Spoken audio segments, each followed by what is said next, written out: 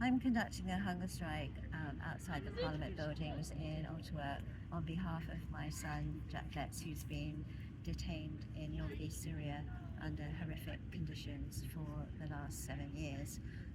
Jack is unable to speak for himself because he's being held in incommunicado in a black site prison.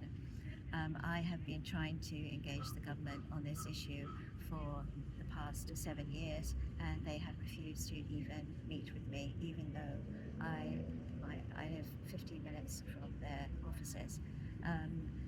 Last month, Amnesty International came out with a report that detailed the horrific abuse that the detainees are suffering from, including beatings, electric shock, suffocation, deprivation of food and water, and medical neglect.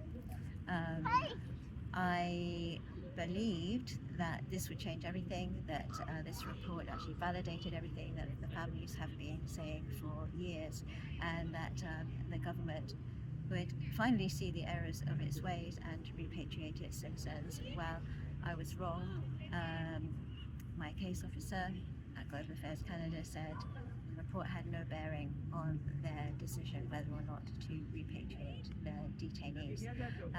I should also note that no evidence has been submitted by the government that indicates that any of the four men involved in the case were involved in any criminal activity.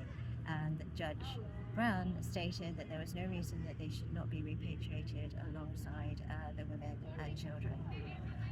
I realised after my conversation last week that the government is never ever going to act in good faith on this issue, and that something more drastic is required. I have therefore told Melanie Joly that I will continue this hunger strike until she listens to my four requests, the first of which is simply to meet with me, and the other three are the stipulations from our first court ruling that said the government must engage with the Kurdish authorities to repatriate these men. So my message to Melanie Joly is enough is enough. We cannot endure this situation any longer. The Canadian citizens are going to die in a foreign prison unless she does something very soon, and we want our loved ones back